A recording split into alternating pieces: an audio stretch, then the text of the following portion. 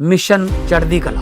और मैं भारत के हर नागरिक को, उद्योगपति को, चैरिटेबल ट्रस्टों को, कलाकारों को, पूरी दुनिया में बसते पंजाबियों को, बहन भाइयों को दिल से अपील करता हूँ, आओ पंजाब को दोबारा अपने पाँव पे खड़े करने का टाइम आ गया है। पुनर्वास में और रिस्ट्रक्चर में पंजाब का साथ दीजिए। मैं वचन देता हूँ, जो भी आप मेहनत की कमाई से 1 रुपया भी अगर निकालोगे तो 1.25 रुपया बना के हम पारदर्शिता और ईमानदारी से इस्तेमाल करेंगे। और जानकारी चाहिए तो rangla.punjab.gov.in ये वेबसाइट पे जा सकते हैं, सब कुछ डिटेल मिल जाएगा। आओ मिलकर हाथ से हाथ जोड़ के एक ऐसा पुण्य उसमें योगदान डालें और बता दें दुनिया को कि पंजाब किसी भी संकट के सामने हारता नहीं है। Hey viewers, you're watching The Savera and I'm Vidhi Joshi. Thousands of people took to the streets of Buenos Aires with a vision to demand justice for 3 young women whose brutal torture and killings have shocked Argentina. Morena Verdi and Brenda del Castillo, cousins aged 20 and 15-year-old Lara, were found buried in the yard of a house in a southern suburb of Buenos Aires 5 days after they went missing. Investigators say that the victims were lured into a van on September 19 under the false pretense of attending a party. The crime was allegedly committed by a drug gang aimed to punish the girls for violating gang rules and to send a warning to others.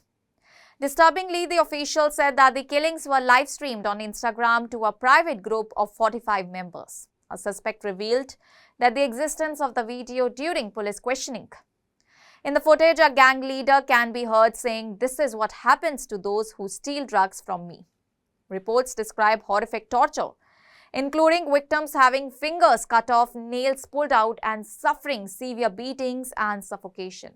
The case has sparked widespread anger and grief.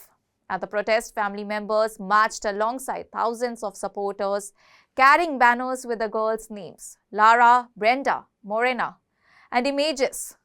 Protesters chanted slogans like "It was a narco, femicidal, and our lives are not disposable," while banging drums to demand better protection for women and action against drug gangs. Although most of the demonstration was peaceful, some clashes with police occurred, with officers pushing back protesters using batons and shields. Brenda's father emotionally told that he could not identify his daughter's body due to the severe torture. "Women must be protected more than ever," he said.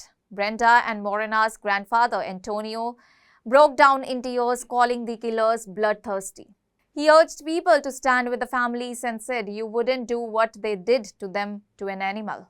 Authorities have arrested 5 suspects so far, 3 men and 2 women. The 5th suspect, arrested in the Bolivian border city, is accused of providing logistical support by supplying a vehicle.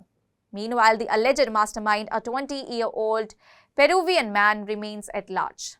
Police have released his photographs as part of the ongoing investigation. Meta, the parent company of Instagram, denied that the live stream took place on its platform, stating that they have found no evidence of it and are cooperating with law enforcement. Further details about the victims' lives have emerged. A cousin said Brenda and Morena occasionally engaged in sex work to survive without their family's knowledge. Reports also said that the girls were invited to the party as prostitutes. However, Lara's aunt strongly denied that the 15-year-old was involved in drugs or prostitution, calling the rumors false and insisting on justice and truth. Protesters criticized media coverage for focusing on the victims' lives while failing to name or show the faces of the accused. One marcher said, "We always tried to make the girls feel guilty, but we know nothing about the perpetrators." The protest also highlighted frustration with President Javier's administration, accusing it of inaction on rising drug violence. An image circulated showing protesters burning a photo of him and his political allies. As the investigation continues and the hunt for the alleged mastermind goes on, the families and many Argentinians remain united in grief, demanding justice and calling for stronger protections against such horrific violence in the future. That's all for now. Stay tuned to The Savera for more updates. Do like, comment and subscribe to the channel.